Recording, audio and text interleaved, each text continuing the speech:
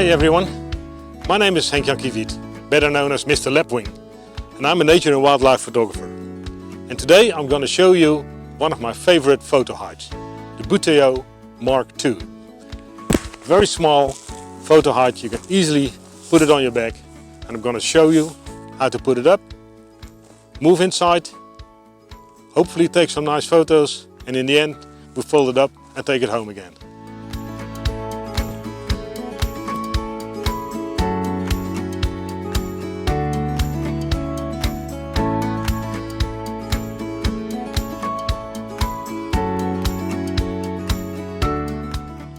Well everyone, I think that we found a nice place to put up our hide. Get the camera out of the way, because, well, of course it's mainly to demonstrate this Buteo Mark II photo hide, but I'll take the opportunity as well to take some photos. There might be some roe deer coming around, birds of prey, buzzards definitely around here. Maybe some other birds, and while I'm here I might as well spend a few hours in the hide and try to take some photos. Okay? Well, actually this is one of my favorite hides because it's a very simple one. Not too much difficulties, very plain, basic hide. And as you can see, it folds out very quickly and it's very easy to get the full hide out. Oops, there we are already. And as you can see, it's already set up to take some photos. Well, there we are. The hide is standing. Nice view out on the fields here. But I first wanted to demonstrate a few of the items because I said it's a basic example of a photo hide, but this is basic with a little extras. For example, you got two different holes to put the camera through. You can put this flap inside so you don't see it anymore. And as you can see, there's like a mosquito net, and you can stick your lens through here, and you're still very well covered inside the hide. But if you want a low angle view, you've got another opening over here, and you could do the same down there.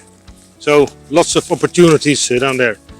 Now, as you know, if you've been taking photos from a hide before, it's always difficult to peek around your camera lens to see if there's any animals moving around. So for that reason, there are 4 different, I don't know exactly how we call it in English, but I would call it peeking holes.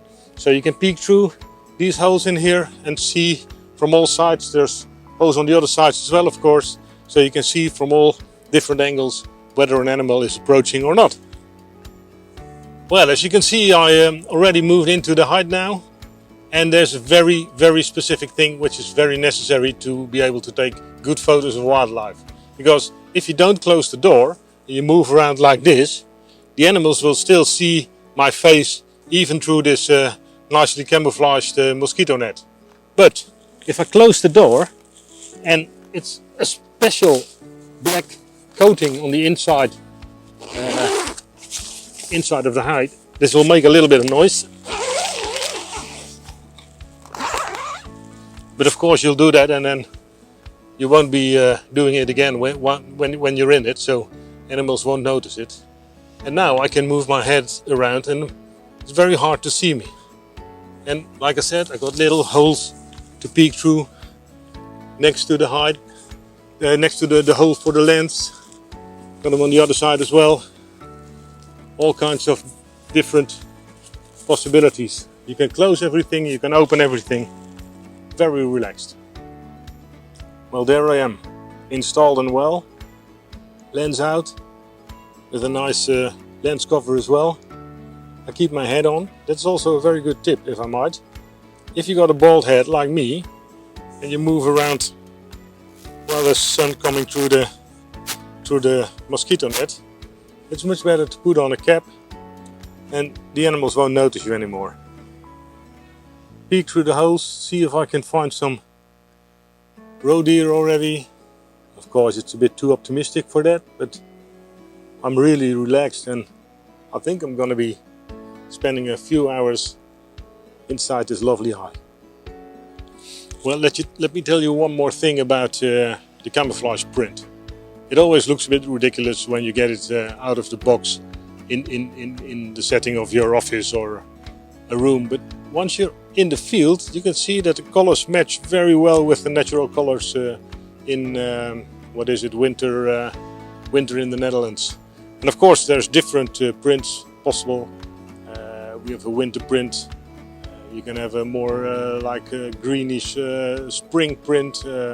Well, you can see it check it on the website, of course. But this one I think blends really well in the whole landscape in autumn or in the winter in the Netherlands. And I didn't even attach any branches, and that's also a possibility. I'll show you that later. Well, as you know, camouflage or blending in the landscape is one of the main parts of taking great photos of wildlife. So what I also would like to talk about is another extra possibility. Of course you can, for example, go out in the fields and just take a branch and put it up against your tent to make it a little bit more camouflaged already. That works. But this tent has another possibility.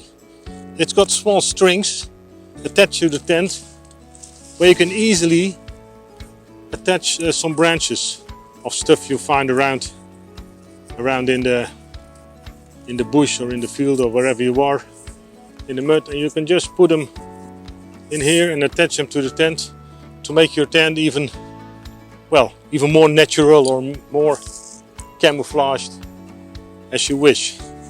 And like I said, the better camouflage you are, the less the animals are going to see you. And the less the animals see you, the better you can take photos of them. Well, everyone, I must say I've been a bit optimistic about roe deer and birds of prey. Actually, I haven't seen anything at all. But I spent a nice few hours inside this hide, and now it's time to go home. So let's call it a day.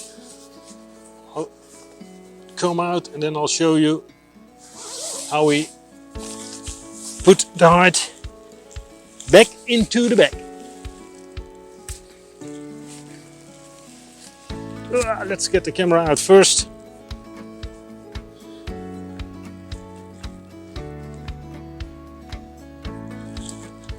Well, actually it's quite simple. You have to do exactly the same as we did when we were putting up the hide, but in the reverse way. Get rid of the branches who served us very well. Of course, we never leave litter in the field, but well, the branches came from around here, so I might as well put them back in here. Here's some dogs barking in the background, but I don't know if you heard that. Close all the windows again. And then hopefully I can show you how incredibly easy it is to put this hide into its bag again. Keep one point on the floor, put your foot on it, as you can see over here.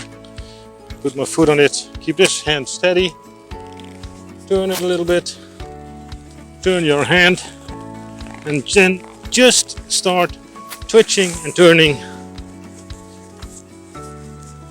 and folding it up in one small package. Then of course you have to put the bag around it, and once we've done that, we're ready to go home, get a nice cup of coffee, like my good colleague Morten Hilmer always says. But I think it's around 4:30, 5. I'll be home at 5, after 5. Time for a nice whiskey. See you later.